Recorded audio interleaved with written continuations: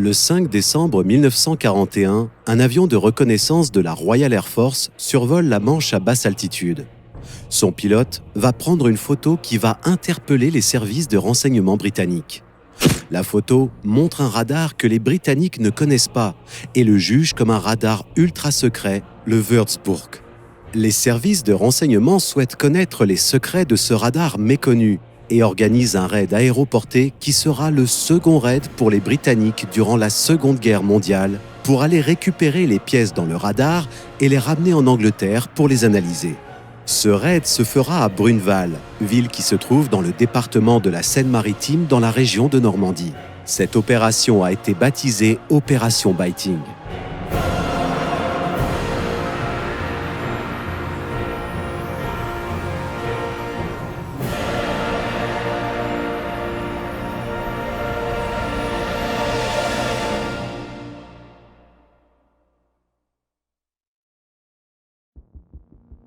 Après avoir réussi à évacuer leurs troupes à Dunkerque en mai-juin 1940, les Britanniques se préparent à une invasion allemande. Mais Hitler, lui, souhaite tout d'abord détruire l'aviation britannique. Cette bataille sera plus connue sous le nom de la bataille d'Angleterre, où elle opposera les pilotes de la Luftwaffe aux pilotes de la RAF. Durant cette bataille, une nouvelle sorte de guerre est née, celle de la guerre du radar. Le radar pouvait être utilisé comme moyen de défense ou d'attaque, et c'est grâce à cela que les Britanniques ont réussi à gagner la bataille d'Angleterre. Le Royaume-Uni souhaite enquêter sur le programme scientifique allemand pour savoir justement quel genre de technologie développent les nazis. La surveillance de ce programme a été confiée à un jeune scientifique, le docteur Reginald Victor Jones, qui appartient au renseignement aéronautique. Jones est tout de suite intéressé par le rapport d'Oslo, qui a été envoyé à l'ambassade britannique en Norvège, qui démontre la technologie électronique et détaille un certain nombre de programmes scientifiques allemands. C'est là que Jones a interpellé les services de renseignement britanniques, que les Allemands ont certainement un appareil radio vers Kleve, en Allemagne. Cet appareil peut émettre un rayon pouvant aller jusqu'en Angleterre, et les bombardiers ont juste à suivre l'indication de l'appareil. Plus d'informations seront fournies par des pilotes allemands qui seront faits prisonniers après avoir été abattus au-dessus du ciel de l'Angleterre. Mais les pilotes allemands préviennent les Britanniques qu'ils ne trouveront jamais leur secret. Ne voulant pas s'avouer vaincu, Reginald Jones décide d'étudier l'appareil radio d'un bombardier Heinkel qui avait été abattu lors d'un bombardement. Jones décide de chercher dans le système Lorenz d'atterrissage qui équipe tous ces bombardiers. Et là, il s'aperçoit que le système allemand est beaucoup plus sensible que les Lorenz basiques. Il constate que le système est prévu pour suivre uniquement le rayon du radar allemand qui émettait depuis l'Allemagne.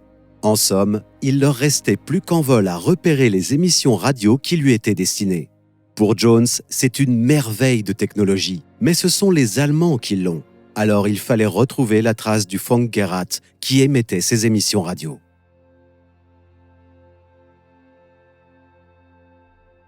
La RAF envoie un avion de l'unité d'atterrissage de nuit pour suivre ce rayon. Les secrets seront très vite découverts. En somme, le bombardier devait suivre le premier rayon, en gros le plus puissant. Chaque changement de cap était signalé par des traits ou des points de morse à la radio. Un deuxième rayon venait couper le premier et c'est à cet endroit que les bombardiers devaient lâcher leurs bombes.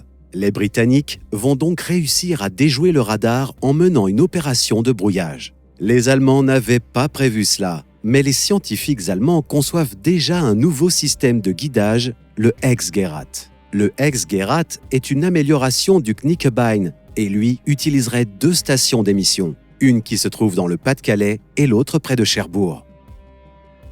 À l'automne 1940, l'escadrille KG-100 est désormais prête à utiliser le système en conditions réelles, c'est-à-dire de nuit, et leur cible est la cible numéro 53, la ville de Coventry. Comment fonctionnait le Hecksgerät ? En fait, il y a 4 faisceaux à suivre. Le pilote suit le faisceau principal jusqu'à rencontrer le second. Là, c'était le signal qu'il s'approchait de sa cible. En traversant le 3e faisceau, l'observateur doit brancher un déclencheur de bombardement. En passant le 4e faisceau, ce même déclencheur est activé et les bombes sont larguées sur l'objectif. Dans la nuit du 14 octobre 1940, la ville de Coventry est la première victime de ce nouveau système allemand. Le centre-ville est totalement rasé. 32 usines sont endommagées et tous les services de la ville sont détruits. Londres, quant à elle, subit le Blitz toutes les nuits et cela va durer jusqu'en mai 1941. Les Britanniques souhaitent eux aussi bombarder les villes allemandes. Jones sait que les bombardiers allemands ont besoin de leurs radars pour les guider. Il faut connaître leurs forces et leurs faiblesses et ça donnerait la clé pour combattre leur système de défense antiaérienne nocturne. La bataille pour les radars ne fait que commencer. L'Allemagne, de son côté, développe les aides radio comme moyen offensif, alors que les Britanniques les intègrent dans leurs moyens de défense, ce qui s'avère pour le coup très efficace. Les scientifiques britanniques tentent d'incorporer le radar dans les bombardiers lors de leurs offensives. Les Allemands souhaitent désormais utiliser le radar pour la défense du Reich. Pour Jones, il faut évoluer le radar dans les bombardiers. Cela pourrait contribuer à continuer la lutte. Mais Lord Cherwell, qui est le conseiller scientifique personnel de Winston Churchill, est convaincu de son côté que les Allemands ne possèdent pas de radar. Et pourtant, la preuve existe. Un des cuirassiers allemands qui a été coulé possédait un radar. Mais Londres n'a jamais voulu retenir ce détail qui est pourtant important. Après que la France soit tombée sous le joug nazi, il était devenu évident que les Allemands avaient installé leurs radars le long de la côte de la Manche. Pour preuve, en juillet 1940, un torpilleur britannique a été repéré, puis il a été pris en chasse par la Luftwaffe qui l'a détruit. Ces radars portaient un nom de code, le nom de code Freya, et elle pouvait repérer une cible à plus de 150 km de nuit. Pour retrouver les traces de Freya, les services de renseignement britanniques demandent à l'unité de reconnaissance photographique de la RAF de prendre des photos des côtes en France. Mais aucune trace, il n'y a rien sur ces photos. Et pourtant, il faut continuer à chercher. En novembre 1940, un pilote de l'unité de reconnaissance photographique de la RAF décolle de l'Angleterre pour photographier les côtes françaises. Il prend une série de photos et quand il revient en Angleterre, il s'aperçoit d'une anomalie sur une photo, comme un bâtiment en plein milieu d'un champ. Pour être sûr, il décide de consulter Jones qui regarde attentivement les photos. Cette fois, il confirme qu'il s'agit bien de Freya. Jones demande où ces photographies ont été prises et le pilote lui-même confirme qu'elles ont été prises à Oderville. Les services de Bletchley Park donnent une information importante à Jones. Selon les décrypteurs, le matériel Freya sera transféré en Roumanie occupée avec du matériel non identifié dont le nom de code est Würzburg. De plus, les services du renseignement britannique ont entre leurs mains une carte qui a été volée par un ouvrier belge résistant qui démontre une série de stations radars allemandes et leur portée. Ces éléments sont très vite associés avec le mystérieux nom de code Würzburg. Jones émet une hypothèse. Il pense que Freya est incapable de calculer l'altitude d'un objet qui est en approche. Par contre, le système Würzburg, oui. Si les deux systèmes travaillent ensemble, il peut être possible de calculer la zone de couverture des radars allemands en envoyant des avions de reconnaissance et en écoutant les rapports allemands qui donneraient leur position. Désormais, les Britanniques souhaitent identifier Würzburg et sans même le savoir, elle orne le toit de certains bâtiments à Berlin. Ce n'est qu'en mai 1941 qu'un diplomate en poste à Berlin va photographier les Würzburg de Berlin et va ensuite les envoyer au service d'espionnage britannique. Et grâce à la résistance, les Britanniques ont pu cartographier le réseau Würzburg qui se trouve au nord de l'Europe. En décembre 1941, la guerre prend un nouveau tournant avec l'entrée des États-Unis dans le conflit, suite à l'attaque japonaise sur Pearl Harbor. Les U-boats allemands menacent de plus en plus d'isoler la Grande-Bretagne et les troupes de l'Afrika Korps commandées par le général Rommel continuent leur avance vers le canal de Suez. À ce moment-là, le moral des Britanniques est au plus bas. Durant l'automne 1941, un avion de reconnaissance photographique de la RAF survole les côtes françaises et contre toute attente, il va rapporter des photos d'une unité radar Freya qui est installée au sommet d'une falaise, plus précisément à Bruneval, à côté du Havre. La photo révèle bien la présence d'un objet, mais impossible d'identifier l'objet en question. Le pilote va de nouveau effectuer une reconnaissance photographique, mais cette fois-ci, il va voler plus bas pour mieux voir l'objet en question. Bingo! Jones voit cette fois à quoi ressemble le Würzburg. Il est muni d'une parabole. Il peut se plier en deux, transporter sur un camion pour aller dans une autre zone. Les Britanniques remarquent que le radar est très exposé et de là est née l'idée d'envoyer un commando pour enlever les éléments électriques de ce radar pour ensuite les analyser en Grande-Bretagne et enfin connaître les secrets du Würzburg. La proposition d'effectuer un raid sur Bruneval est transmise au quartier général des opérations combinées, dont le chef est Lord Louis Mountbatten. Dans un premier temps, il est proposé d'envoyer des commandos venus de la mer, mais cette proposition est refusée, car le danger est beaucoup trop grand pour ces hommes. Alors on propose d'utiliser pour la deuxième fois les troupes aéroportées. C'est Winston Churchill qui a eu l'idée de les créer, car il a remarqué lors de l'invasion des Pays-Bas et de la Belgique l'emploi des troupes aéroportées allemandes et que leur opération a plutôt bien réussi. Donc, après le rapatriement des troupes britanniques de Dunkerque, Churchill décide de fonder la première division aéroportée qui sera commandée par le général de division Browning. 2 régiments de la première division aéroportée est créée à l'automne 1941 pour qu'elle soit opérationnelle à l'automne 1942. Les hommes recrutés pour intégrer la division aéroportée sont jugés comme les meilleurs et ils vont s'entraîner durement pendant des mois. On annonce à la compagnie C de la première division aéroportée qu'ils vont devoir mener un raid sur Bruneval en France occupée. Celui qui commande la compagnie C est le major John Frost, qui est un officier dynamique. Ils vont étudier les maquettes de leur mission et en plus, la résistance française va divulguer les informations sur la reconnaissance qu'ils ont effectuée sur le terrain. Leur mission est claire.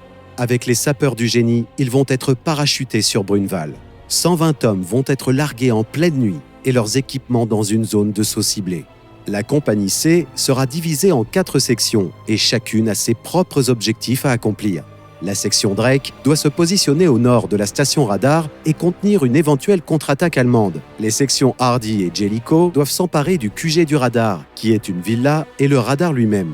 Une fois la zone sécurisée, les sapeurs du génie peuvent intervenir sur le radar en question. La section Nelson doit quant à elle prendre le contrôle de la plage et la villa Stella Maris.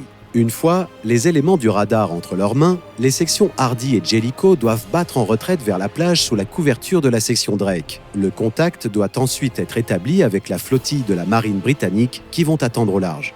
Une fois le signal reçu, ils vont envoyer des barges de débarquement pour venir les évacuer. Une fois l'évacuation faite, les parachutistes seront embarqués sur les canonnières Motor Gun Boats pour être ensuite ramenés en Angleterre. La mission paraît simple, mais en réalité, elle ne le sera pas du tout.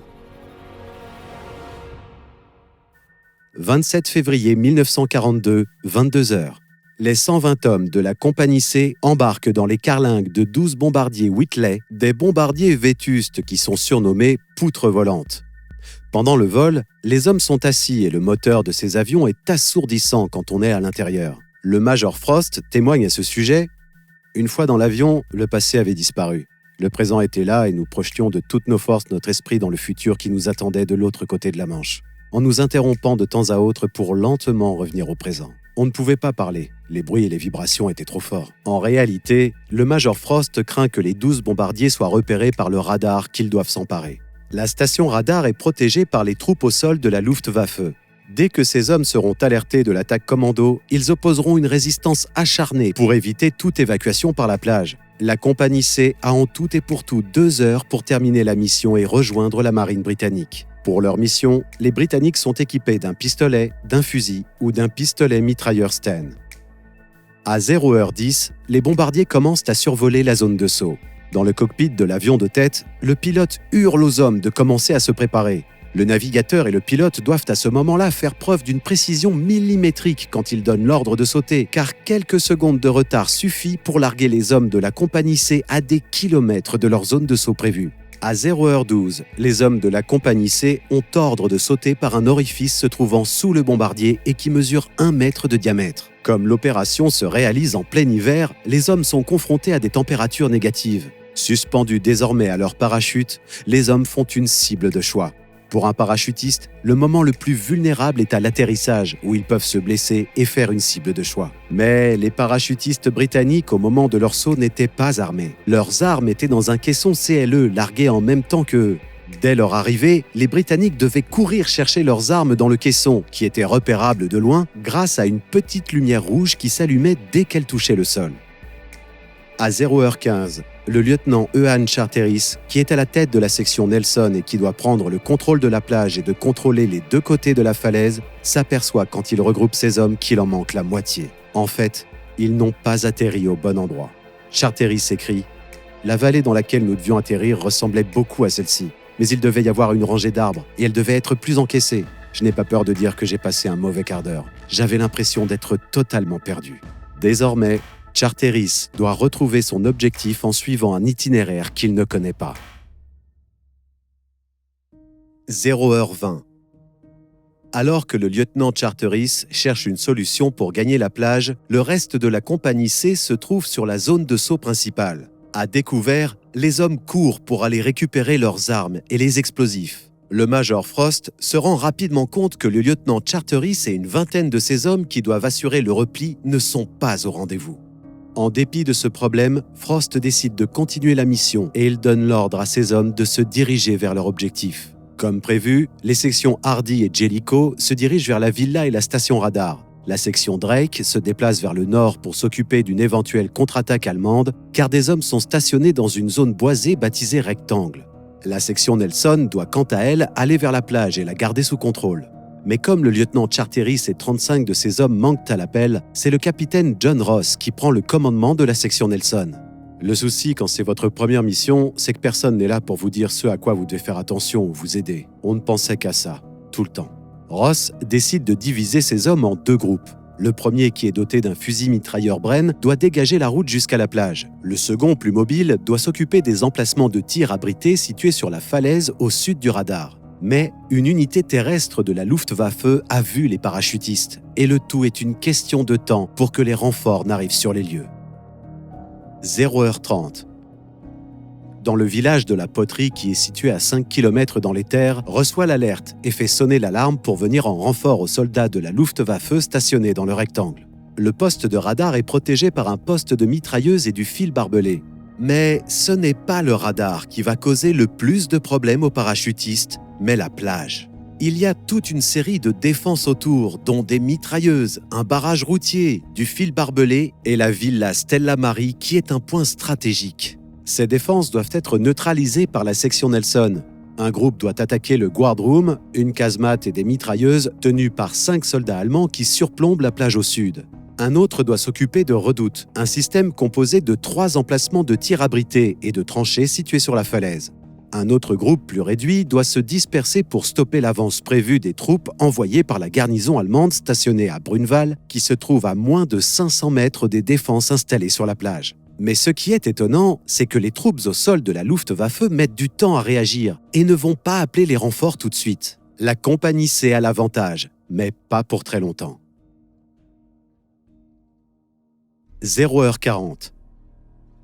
Le major Frost mène les hommes de la section Hardy et Jellicoe vers leurs objectifs respectifs. Le premier travail de la section Hardy est de s'emparer de la grande villa qui sert de quartier général à la station radar et d'éliminer les défenseurs. Frost envoie la section Jellicoe sur la gauche vers la station radar, tandis que la section Hardy se rapproche de la porche de la villa. Les troupes attendent le coup de sifflet de Frost pour lancer l'attaque sur la villa. Comme prévu, nous nous sommes déployés furtivement autour de la villa. Une fois tout le monde en place, je me suis avancé vers la porte.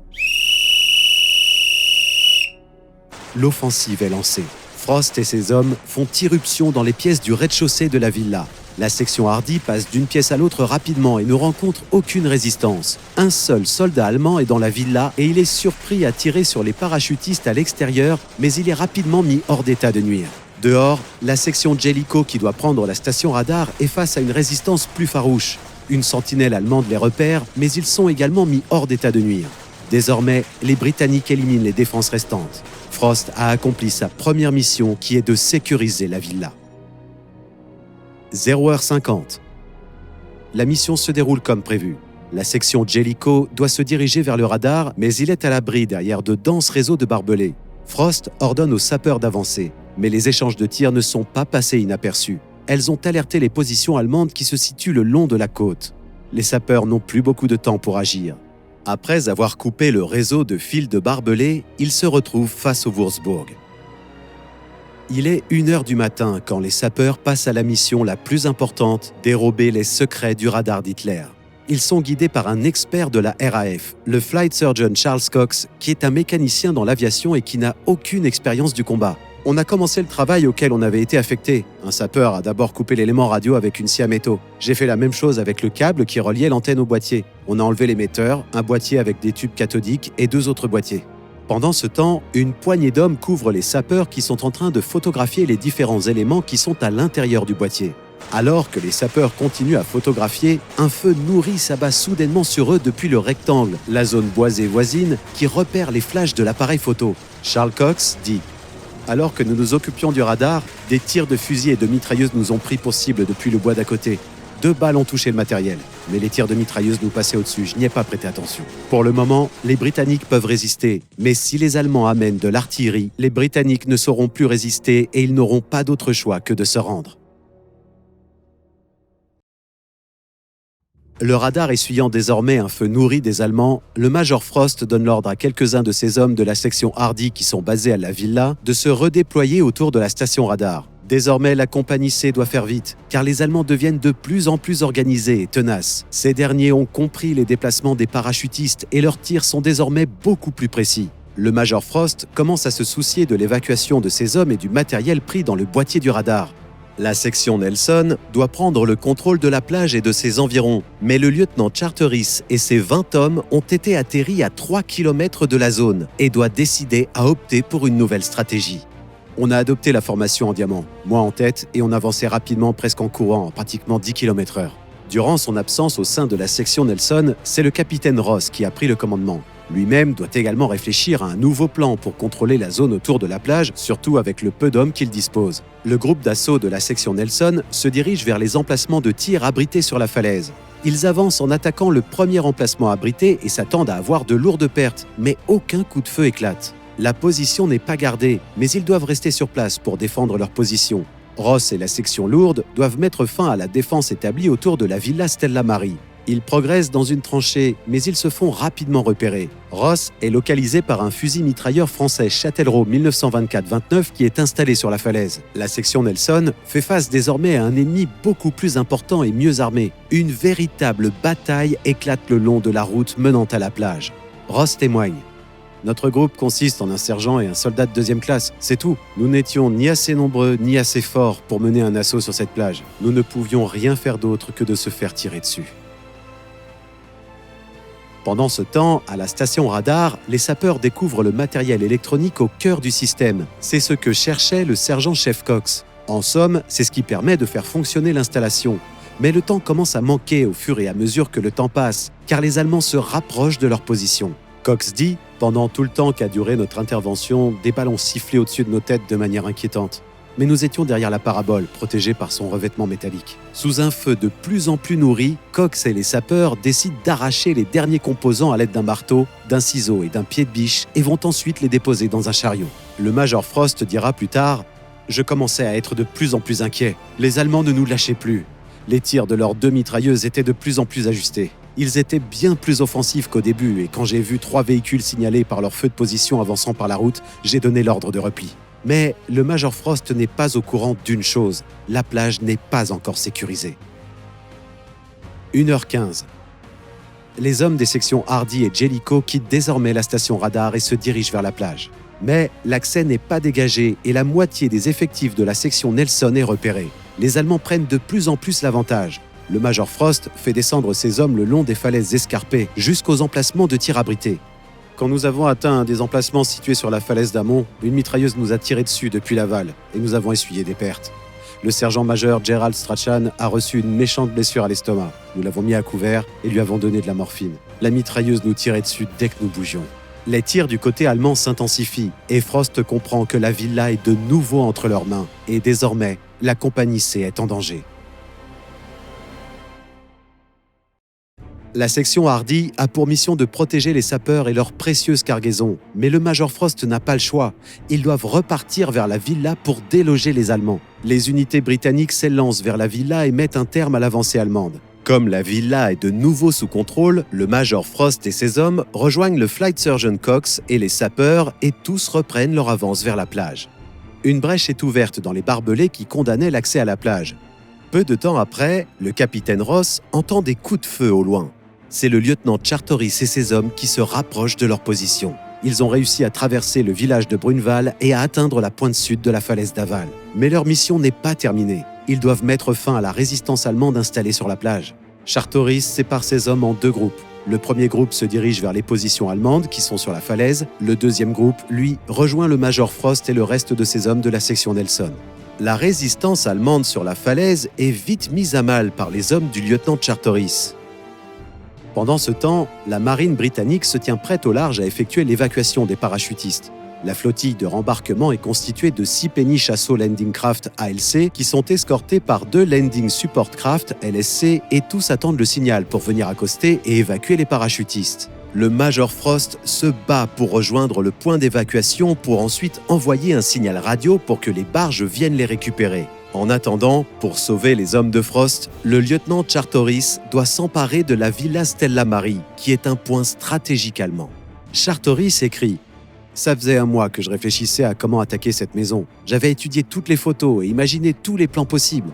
Mais une fois sur place, je me suis rendu compte que la réalité était très différente à ce à quoi je m'attendais. » Charteris et ses hommes se précipitent sur la route et mettent hors d'état de nuire les Allemands qui tiraient sur Frost et ses hommes. Ensuite, ils se précipitent sur la villa en ouvrant le feu et en jetant des grenades. Charteris écrie « Je me suis mis à côté de la porte et j'ai crié en allemand « Main en l'air, vite, venez ici !» J'ai ensuite ouvert la porte et je suis rentré dans la guardroom. Mais il n'y avait qu'un seul Allemand, un caporal nommé Schmidt. Le caporal Schmidt est fait prisonnier et la plage est enfin sous contrôle britannique. Désormais, la compagnie C attend son évacuation. Frost dira « Le moment n'était pas au bilan et les objectifs avaient été atteints. Nous avions subi peu de pertes et nous avions une idée de l'endroit où chacun se trouvait. Nous avions donné une bonne raclée à l'ennemi, qui n'avait jusque-là peu riposté efficacement. Mais nous avions besoin de la marine. Mais il y a un problème. Les signaleurs ne parviennent pas à établir le contact radio avec les barges de débarquement qui attendent au large. La plage est peut-être dégagée, mais les Allemands continuent à ouvrir le feu sur les Britanniques depuis le haut des falaises. Le Major Frost donne l'ordre à ses hommes d'établir un périmètre défensif sur la plage. Les Allemands arrivent en renfort et la mission de la compagnie C est de tenir jusqu'à l'arrivée de la marine.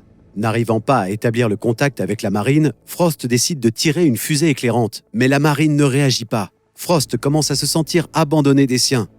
On avait l'impression d'être laissé une fois de plus sur le carreau. On ne voulait pas y croire. Les falaises de part et d'autre de la petite plage semblaient se rapprocher. Il émanait d'elle une menace grandissante. Mais la fusée éclairante a dévoilé la position des parachutistes britanniques. Désormais, les Allemands connaissent la position des parachutistes, mais la compagnie C n'arrive toujours pas à établir le contact radio avec les barges de débarquement. En signe de désespoir, Frost tire une autre fusée éclairante. Cette fois, la marine britannique repère la fusée éclairante et comprenne que la compagnie C a besoin d'être évacuée rapidement. 2h35. Au bout de 2 heures de combat avec les Allemands, les 8 barges de débarquement accostent sur la plage. Le sergent-chef Cox et les sapeurs sont les premiers à embarquer avec le matériel radar qu'ils ont dérobé. Tous les soldats se précipitent ensuite dans les barges de débarquement, puis elles repartent en mer. Les parachutistes gagnent les navires Motor Gunboats qui vont les ramener à Portsmouth. Sur les 120 parachutistes, 2 soldats ont été tués, 6 manquent à l'appel. Certainement qu'ils ont été faits prisonniers par les Allemands et 8 blessés. Les images d'archives prises à l'arrivée des parachutistes montrent la satisfaction de ces hommes. Et avec leur plus beau sourire, ils montrent que la mission a été un succès. Les informations qu'aura dévoilées le matériel et le prisonnier allemand aura permis de jouer un rôle phare pour la lutte de la suprématie britannique en matière de technologie radar. Le radar peut désormais être déjoué par des systèmes comme celui de Window, qui sont des filaments métalliques largués par avion pour tromper les radars allemands. Mais, grâce aux secrets enfouis dans le radar allemand, les Britanniques ont pu améliorer leur radar, et par la suite leurs radars donneront des coordonnées très précises pour bombarder les usines industrielles allemandes.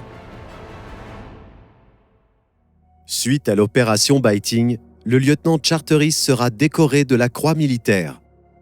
Le Flight Surgeon Cox est décoré de la médaille militaire pour son courage et pour le rôle crucial qu'il a joué pendant l'opération.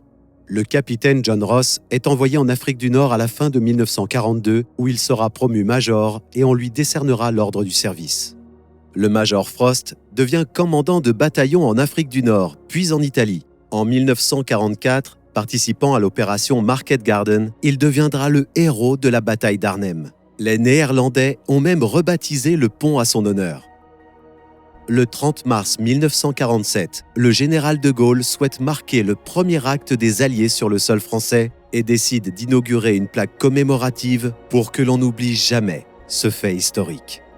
En 1975, sous l'influence de André Haro, un second monument voit le jour. Et en 2012, un nouveau mémorial a été érigé à Bruneval, rendant ainsi hommage à ces parachutistes qui ont risqué leur vie pour découvrir le secret des radars allemands.